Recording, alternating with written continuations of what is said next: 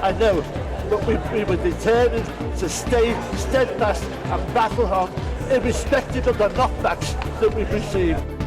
At last, a sense of justice. Relief and tears as a jury rules the deaths of 96 football fans was no accident. For years, no one would listen. How the families finally got the authorities to hear them out. He's going to go now and he's just going to walk to his death. They think they're going in to have a great time. The last moments, how hundreds of hours of crucial video footage showed the families what really happened that day. Hillsborough, fleet of ambulances, please. And after serious errors by the police and the ambulance service, will criminal prosecutions now follow?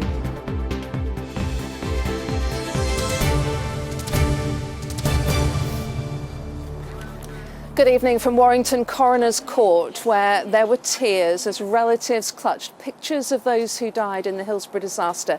Every one of those who died was unlawfully killed. That is now the official conclusion. It means their deaths could and should have been prevented. Not only did police make mistakes, they then falsified more than 160 statements. Even at these new inquests, they were still trying to blame fans for what happened.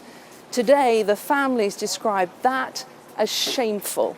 Our Hillsborough correspondent Andy Bonner has been at the hearing throughout. He looks back now at what's being described one of the worst miscarriages of justice in British legal history.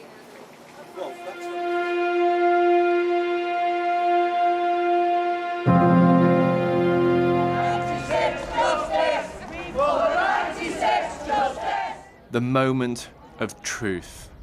After 27 years fighting lies and prejudice, finally, fact. I want them 96 to rest in peace now, because they've suffered for these 27 years, seeing the families suffer. But I want all the fans and survivors, please, all go home, be proud of themselves. They done nothing wrong that day, they were the heroes. Police had opened a gate, allowing thousands down a tunnel into already packed pens. 96 fans, men, women, children, were crushed to death as a direct result of that order. The right was on our side, and there were two disasters, the one on the day and the disgraceful way that everybody tried to duck and dive and blame it on the families and the fans. This was a tragedy where the blame was immediately shifted onto the dead. It's taken 27 years for the families to finally be told what they knew from the beginning. Truth, such a small word which means so much today, especially to the families, survivors, supporters, and to this great city of Liverpool. At last, the truth is out. Outside the ground, police had failed to take control of a build-up at the turnstiles. Inside, Police Match Commander David Duckenfield gave the fatal order to open exit gates to allow fans to enter. Around 2,000 did, many heading for the tunnel. Mr. Duckenfield conceded he froze. Failing to close the tunnel, he admitted, was the direct cause of 96 deaths. In March last year, the match commander took to this witness box and told the jury it was a grave mistake, one he bitterly regretted. David Duckenfield said he had limited ability and wasn't thinking about the situation at the time. I apologise profusely, he said. As the disaster unfolded, the court heard, he told the FA's Graham Kelly fans had gained unauthorised entry to the ground. There were gasps in the public gallery behind me when he accepted he lied by not saying he authorised the gates to be open. Barry Devonside, who lost his son, confronted David Duckenfield outside court. I stood about a foot and a half away from Duckenfield and I said, Mr. Duckenfield, we lost our son at Hillsborough. Can you tell me why you kept my wife, my daughter and every other family waiting for 27 years before you tell the truth? And what did he say? He stepped forward and he said, Mr. Devonside, I'm sorry. And I said, Mr. Duckenfield, is that the best you can do following 27 years before you tell the truth? And he just sort of went like that. And I just turned and walked. How did that make you feel? Angry. He's not provided me with anything other than a 27-year-old apology. I'm in a bubble, really. How are you feeling? I can't get out the bubble. What I want to get out the bubble is to walk over and put my arms around Chris, and with my wife, Jackie, and our daughter being there as well. And I'd like that for every other family, but we're never going to get that. A fleet of ambulances required to Hillsborough. A fleet of ambulances, please. Many witnesses painted a heartbreaking picture to the inquests of the horror in the pens. Some fans were lifted off their feet. Amid tightening pressure, a barrier collapsed. People were trampled to the ground. Many could have survived but died in a pile of bodies, or were pulled from the crush only to be deprived of basic medical attention. 18-year-old Stephanie Conning went to the match with her brother and his girlfriend. She was the only survivor. When you hear that intervention earlier or different intervention could have helped, how does that make you feel? In my heart of hearts, I think they hadn't been in the crush for that long. So definitely, I think they could have been saved with an earlier intervention. Can you take us through what it's been like for you? It's completely ruined our family. It's destroyed it. I think I'm a strong person. I don't think I'd be here today if I wasn't a strong person, because I don't think I could have survived. Sometimes what we've had to deal with afterwards has been so awful.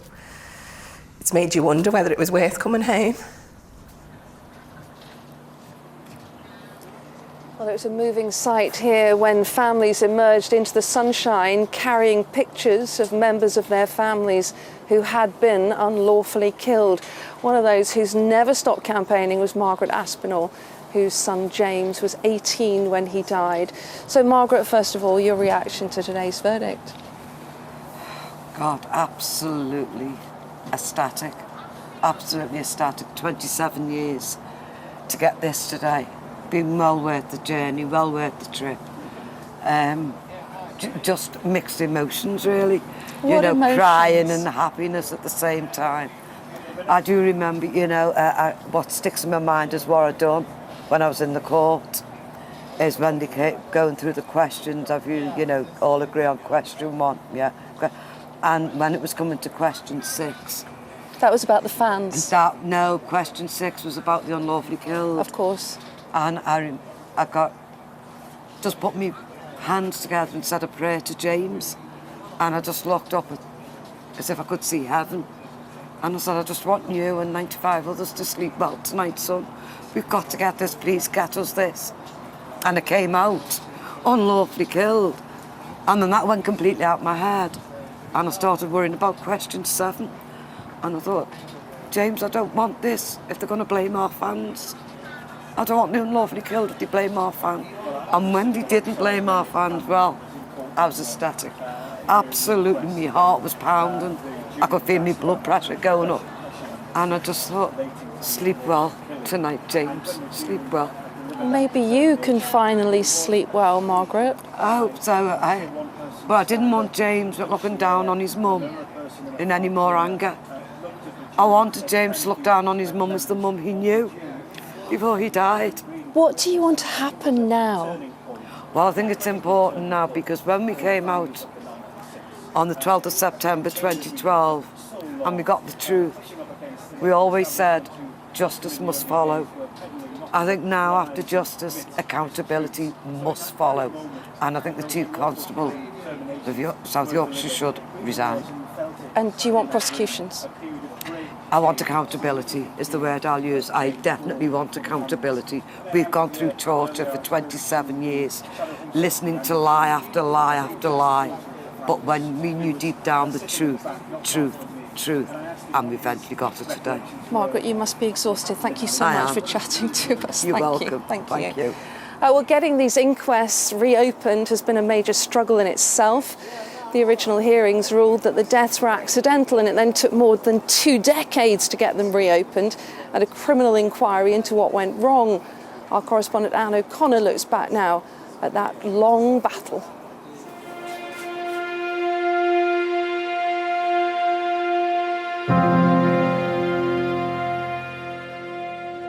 Margaret Thatcher was the first of 5 prime ministers the Hillsborough families would beg to believe them. The public inquiry will find all the facts. It wasn't facts but falsehoods in the Sun. And we're not going to buy the Sun. The paper was burned and boycotted on Merseyside as relatives started their fight to right wrongs. Like any father, anyone pick on my kids and then they were going to have me to look after. We've done society at large a favour by basically letting the arms of the state, and obviously predominantly the police, but there were others as well, that they can't get away with it. Lord Justice Taylor's inquiry report roundly blamed South Yorkshire Police. But at the inquest that followed in 1991, Coroner Stephen Popper ruled there was no need for a detailed inquiry of the emergency response because all the victims were dead or dying by 3:15. The jury returned verdicts of accidental death. The families were stunned and stung by the legal system. Farce. The whole lot of it was a farce from day one. 6 years later, Lord Justice Stuart Smith was appointed by the government to look at families' new evidence. Quite a few more people, or are there? There's quite a few, yeah. Like the Liverpool fans turn up the last minute. No. He started by offending them and ended by rejecting their calls for a new inquiry. So 11 years after the disaster, the families paid for their own private prosecutions. The jury couldn't decide if Match Commander David Duckenfield was guilty of manslaughter, and the judge refused a retrial. We lost a child, we didn't need all this. We just wanted the truth from the outset. Anne Williams, a mother of 3 from Formby, became a legal expert trying to prove her 14-year-old son Kevin could have been saved. It was like an obsession, but not in a bad way. She was just obsessed with it, but she still ran the home and everything else, but she knew, and she just kept on and on and on. She kept going when even the European Court of Human Rights refused her demand for a new inquest. It was weeks before Hillsborough's 20th anniversary, and a turning point was coming, not in the courts, but at the ground Kevin Williams worshipped.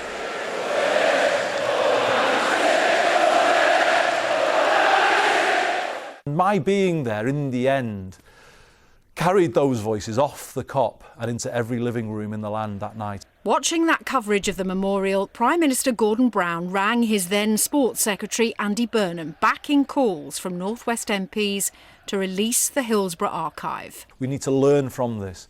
You know, we need to support the bereaved and those who are traumatised by events to get to the truth and get to the truth quickly. And I'm afraid to say that the story of Hillsborough shows how hard that is. The report in 2012 revealed chronic failings and changed everything. The words the Hillsborough families have been waiting to hear for 23 years. On behalf of the government and indeed our country, I am profoundly sorry that this double injustice has been left uncorrected for so long. Months later, the original inquest verdicts were quashed. Anne Williams lived to see the day but died of cancer before new inquests started. In the courts and the corridors of power, the Hillsborough families had always walked alone. But at last they had what their anthem would call the sweet silver song of the lark.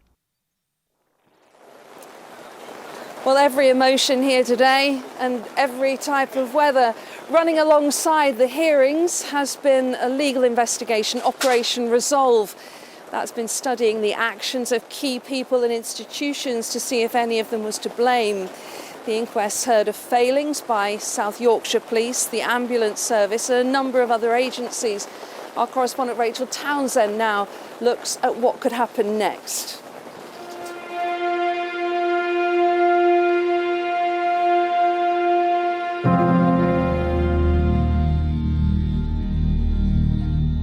We now know that Hillsborough was no accident. Catastrophic errors by individuals and authorities meant those who died lost their lives unnecessarily.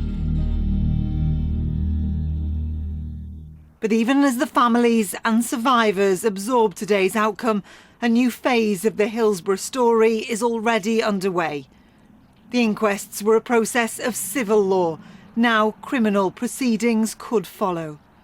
In a massive operation named Resolve, investigators are looking into failings before and during Britain's worst stadium disaster.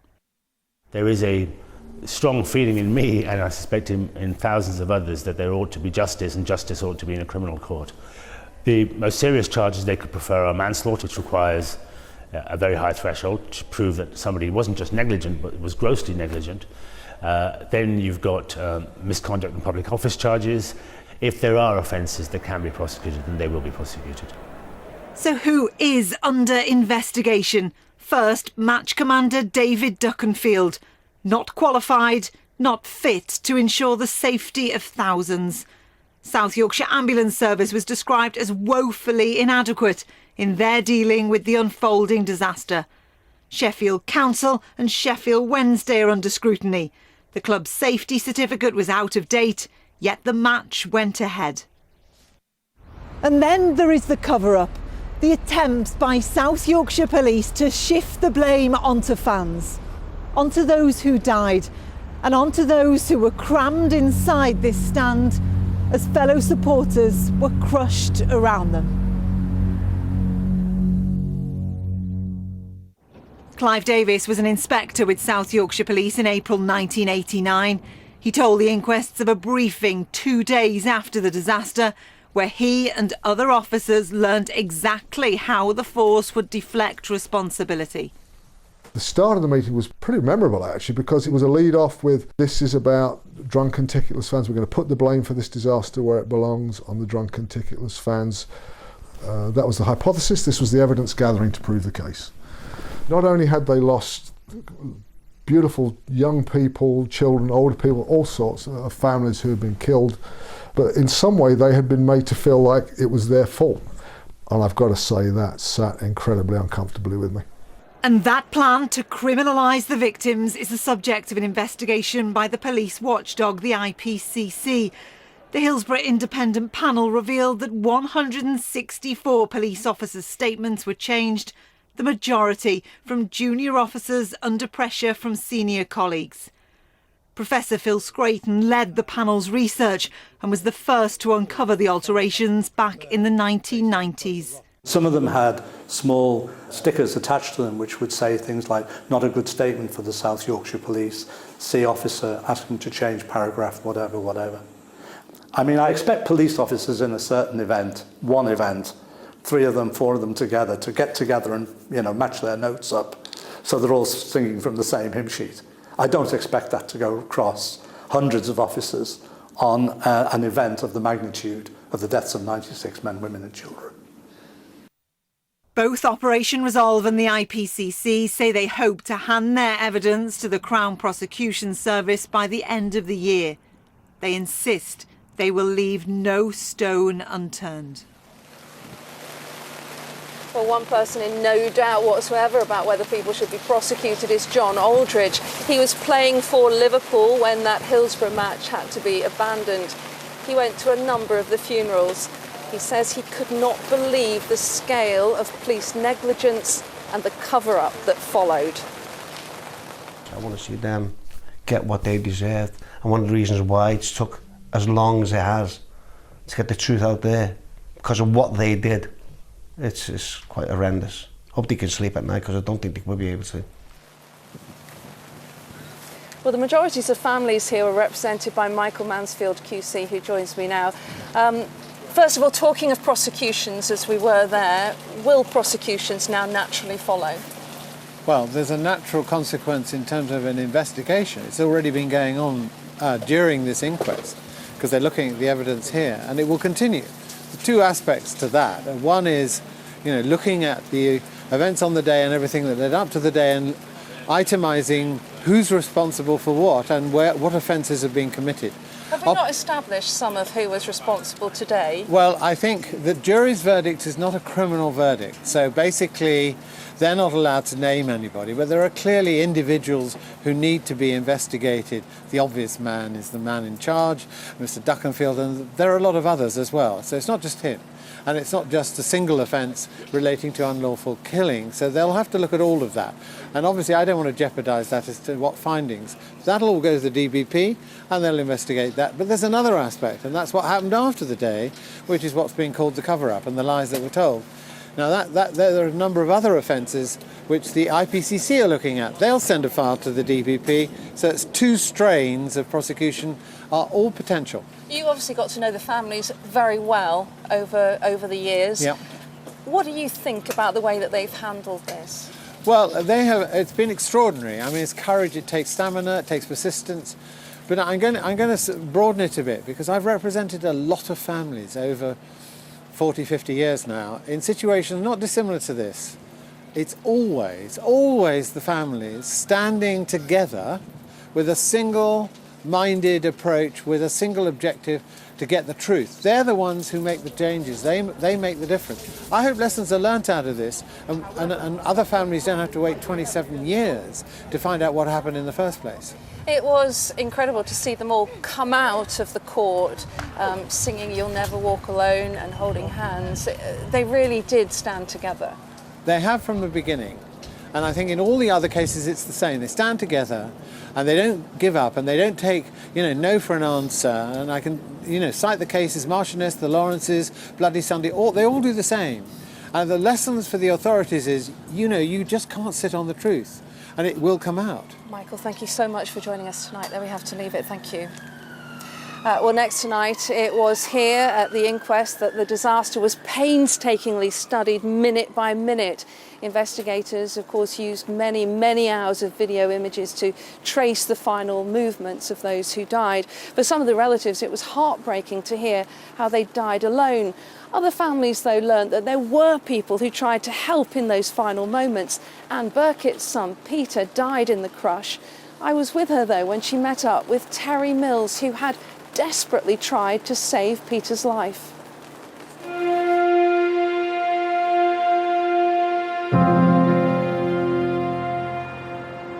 Only you know what it's like to lose somebody. Over the years, people have had Hillsborough non-stop for 27 years. And I'm sure that they must be fed up with it now, listening to it. A lot of people aren't, but there must be some. And all I can say is, well, you know what, just treasure what you've got and who you've got and look after them, because you never know, one day it can happen. Peter Burkett was 24 when he died at Hillsborough. He was just this fun-loving lad that had gone that day and never came home. For those who did come home, their lives had been changed forever. People like Terry Mills. He carried Peter across the pitch that day, a memory that's haunted him ever since. Terry's brother-in-law, Peter McDonnell, was another who lost his life in the crush. The inquests have examined over 2,000 videos from more than 30 cameras. This footage caught Peter's final moments. He can be seen laughing with friends outside the ground. He's going to go now and he's just going to walk to his death. And you can't do anything about it. And they don't know anything. They think they're going in to have a great time. Go in and watch the game. It felt like it was going on for hours. You were just desperate to get out. Your chest wouldn't go in and out. Just surrounded by people begging and crying for the mothers and fathers and everything. How did you come across Peter? Was he lying on the ground? He was actually getting put onto the hoarding, and there was a couple of us who I didn't know the other lads, and we just took him. So you're at the front of this stretcher. How did you know which way to take him? We just sort of followed everybody else. We just tried to get to the other end. It was nice to know that somebody was there for Pete, and so it was nice for me to meet Terry and to thank him for what he did do. What's been the toughest part of living with Hillsborough for you? Knowing my best wasn't good enough on the day to help. Cause I honestly don't know if I helped anyone who survived. Whether they survived or they didn't, you did a real good job, Terry. Don't ever think any different. Yeah, that's true enough, but I say, you'd have liked to have thought Of course, you yeah. could do that little bit more. Anne's husband, Terry Burkett, was a founding member of the Hillsborough Justice Campaign. She's heartbroken he never lived to see these inquests. I'm really proud of him for what he did do, and he was a great man for what he did to help to get this far. She finds some comfort in Peter's favourite song, which was played at her son's funeral. For though they may be parted, there is still a chance that they will see. There will be an answer, let it be. Let it be, let it be. And my thanks to Anne and Terry for sharing those painful memories with me. And to end tonight, I'm joined by our Hillsborough correspondent, Andy Bonner. So finally, the verdict the families thought they should have had a long time ago. Yeah, Andy. finally, and without doubt there is immense sense of relief this evening, Lucy. To say today has been a long time coming would be a huge understatement. I don't think really for many people it will have sunk in properly. That will take some time, but there will be some tonight who will have half an eye on what happens next, and people and organisations being held to account over this. Absolutely. You heard Margaret Aspinall say how important that was to her. As you say there, it has taken so long. It has, and far, far longer, I think, than anyone really expected. Now, I think that's partly to do with the sheer weight of evidence in this. There's so much evidence, partly because as well of the necessity to be thorough with that evidence. This is a real opportunity for that. But I think also partly, and the families would say this, because of the stance, the defensive stance that South Yorkshire Police and the Yorkshire Ambulance Service have taken throughout these inquests. And they find that particularly galling, Lucy, because we know back in 2012, after the Hillsborough Independent Panel report, there were full apologies, and that makes it very difficult for them. Absolutely, Andy. Thank you very much. Yes, very good point to end with. It has been a very strange mixture of emotions today, as the families of those who died were all here together in Warrington for the final time. Well, we saw them cheer, they cried, they sang "You'll Never Walk Alone." They clutched pictures of those who were unlawfully killed in the Hillsborough disaster. Tomorrow, their focus switches to Liverpool. They're inviting the people of the city to share in a special vigil with them outside St George's Hall at 6 o'clock. In the city that never forgot them and their battle for the truth, they want to say thank you and pause to remember those they lost.